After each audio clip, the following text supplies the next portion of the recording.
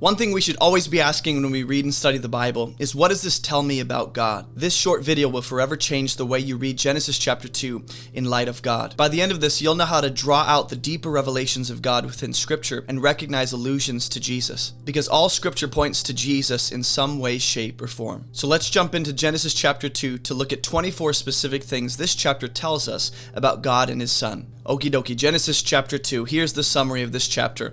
After creating the world in 6 days, God rests in the beginning of this chapter, and then the rest of the chapter will be a retelling of the creation narrative with an emphasis on the Garden of Eden from a different perspective than we see in Genesis chapter 1. So if you haven't watched the previous videos in Genesis chapter 2 in the study we've been going through, I encourage you to watch those. You don't have to, but we're just going to dive right in and look at anything that this chapter teaches us about God, about His Son. Okay, so starting in verse 1, it says, "Thus the heavens and the earth were finished, and all the host of them." So what we see in this verse is that God actually finishes what He starts.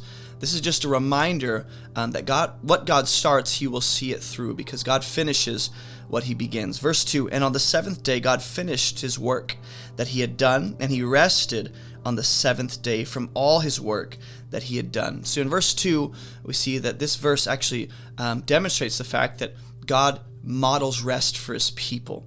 God invites us into rest. He created rest to be good, and He models it for us to join with Him in that rest. He's a God of rest, not tireless, burdensome work and burnout and exhaustion, though following God will sometimes include a degree of difficulty and even labor. But God is a God of rest. What He invites us into is restful. And what we'll see in Scripture throughout the New Testament especially is that Jesus is portrayed as the rest of God. The ultimate Sabbath day rest is a condition and a reality that Jesus brings us into when we trust in Him. Jesus is our rest, and entering into Him is entering into the rest of God. What we'll also see in this verse is that God finishes the work He starts, and at the cross in the New Testament, Jesus will actually imitate His Father by completing the work that the Father sent Him for. So just as the Father completes the work of creation, Jesus completes His work of salvation with the Father. He imitates the Father by finishing what the Father started, and He completes the work that the Father sent Him to do on the earth.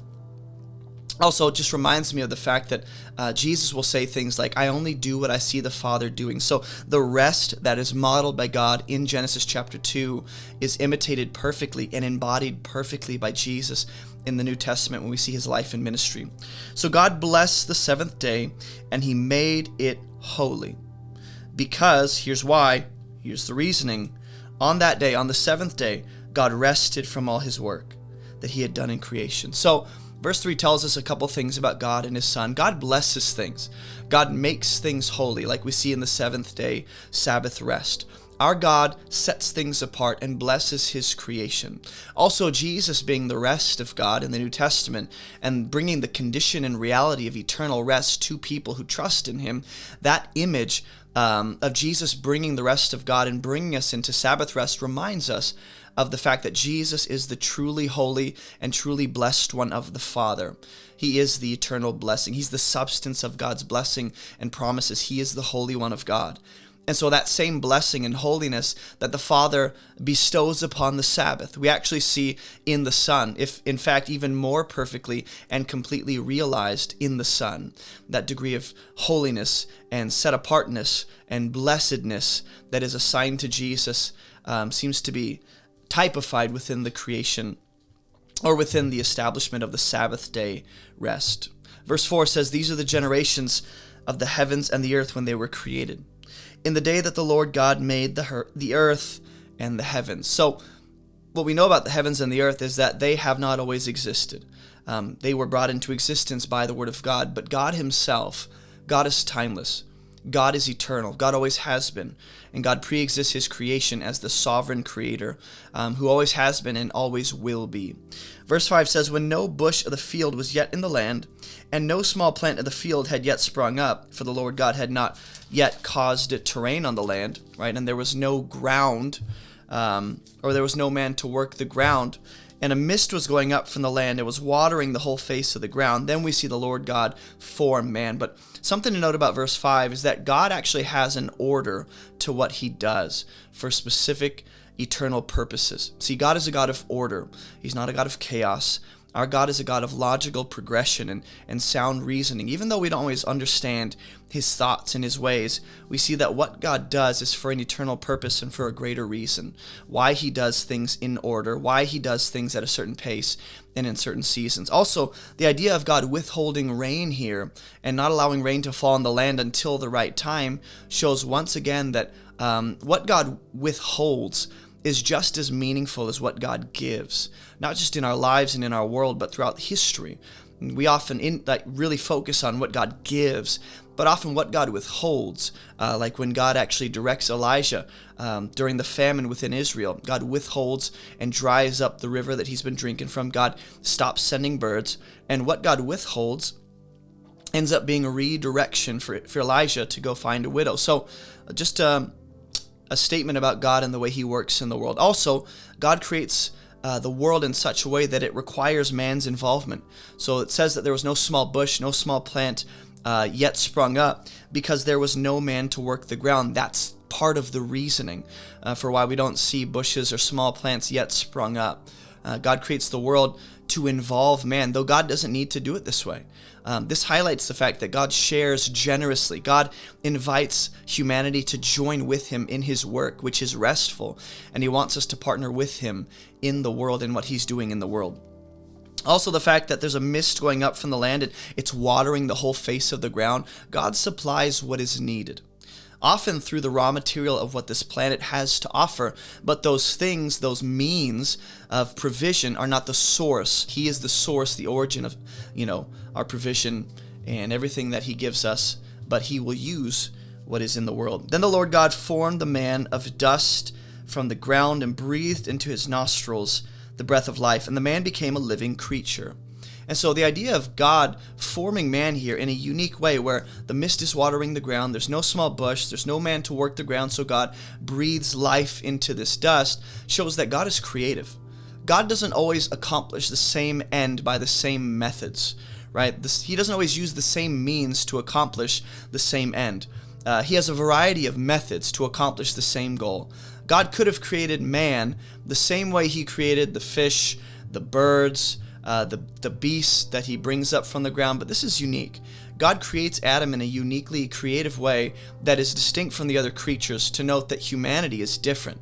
Humanity is on a different level. So God's character is the same, but his methods and strategies vary. The way he breathes life into the dust of the ground is unique to humanity. Also, this breathing of life into the nostrils of man is reminiscent of when Jesus, thinking of what Jesus does, Jesus breathes on the disciples and he says, "Receive the Spirit." So Jesus is the very life of God himself. Jesus brings that life. In him is the life, and he's the resurrection and the life of God. And the Lord God planted a garden in Eden in the east, and there he put the man whom he had formed.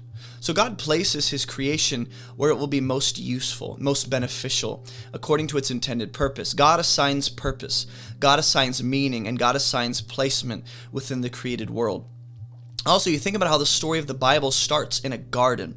So verse 8 talks about a garden in Eden, and then God putting Adam in that garden. The story of the Bible starts in a garden. Okay, creation starts with man being in a garden and God working with man in that garden scene. And ultimately, we'll see Jesus' life and ministry culminate in two garden scenes.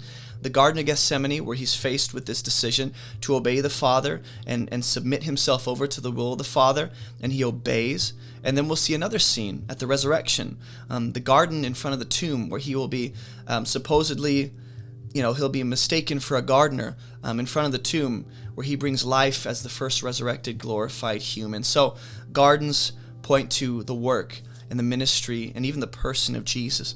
And out of the ground the Lord God made to spring up every tree that is pleasant to the sight and good for food.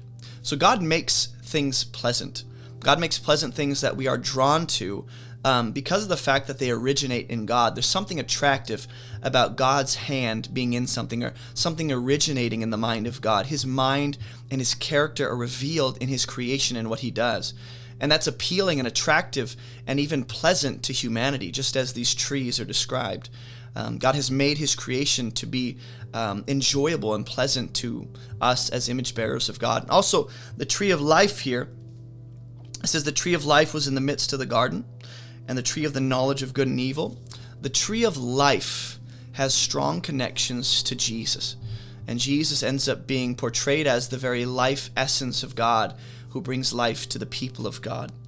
Now we're going to look at a couple rivers. A river flowed out of Eden to water the garden, and there it divided and became 4 rivers. So there's something that from one becomes 4 at this transition point, being Eden, flowing out of it. The name of the first is the Pishon. It is the one that flowed around the whole land of Havilah, where there is gold. That's something important to note. And the gold of that land is good. Bdellium and onyx stone are there. And the name of the second river is the Gihon. It is the one that flowed around the whole land of Cush. And the name of the third river is the Tigris, which flows east of Assyria. And the fourth river is the Euphrates. So, something about these rivers as we bring this video to a close. God chooses one region to plant a garden, that being Eden, and that's why it's called the Garden of Eden. There's a garden, there's almost concentric circles of sacredness. There's the garden, then there's within that, it's within Eden, that unique region, and that's on the earth. God uniquely works within planet Earth. Okay, so we see the garden is set apart as the focus of God's story and his presence, and water flows from that place to bring abundance and life to the rest of the land across the earth. So God chooses Eden not to the neglect of the other regions or the rest of the earth, but actually for the benefit and for the blessing of the rest of the planet and the rest of that known region that the waters will go through and water. Also, what we see in verse 10, talking about the river that flows out of Eden and becomes 4, we see one becoming 4 to increase its reach and impact. So within creation and the way God waters that known world, we see a God who divides appropriately to multiply and maximize the reach and blessing of something. So our God can multiply things by maximizing the potential of that specific thing. And we see this with Jesus. Jesus will take bread and fish in 2 specific events where he does this, and he'll multiply that to feed the crowds. Or he'll multiply his disciples and spread his kingdom and gospel through the 12 that he invested into, or the 11 after Judas kind of ends up being a bum. And then the disciples multiply across the earth to bring the gospel to the Israelites, to the Samaritans, to the Gentiles. So I believe that idea of multiplication and blessing is seen here when the waters become 4 to water the rest of that known world. And also just a fact about these regions being noted and how they're blessed and they're brought water and nourishment and hydration through this river that flows out of Eden. God is interested in the rest of the entire world. God is interested in the nations. God's heart is for the nations. God does not show partiality or favoritism, but if he does choose, like when he chooses the nation of Israel to be his special chosen possession, it is actually for the benefit of the many. It's actually for the interest of others. It's with their own interest and benefit in mind, not to the neglect of other peoples and nations. So something we'll see throughout the scriptures is when God chooses a person, a community, a nation, a city, a region, whatever it is not to the neglect of the surrounding other things, but for their benefit and for their good. So in the next video, we'll look at the remaining deeper revelations of God in Genesis chapter 2 as we pick it up in verse 15. Hey, I just want to thank you for all your support and prayers that make this ministry possible and help us to accomplish our mission. Your support makes it possible for us to create all the free resources we have available for anyone around the world. Our mission is to teach people how to read the Bible so they can live and teach the Bible themselves. So be sure to visit AboveReproachMinistry.com for all these free resources and to support this ministry. And if you're a new believer, be sure to check out the new believer section on the homepage of our website and grab a copy of my book, Fruitful, while you're there. God bless you guys, and as always, keep moving towards Jesus.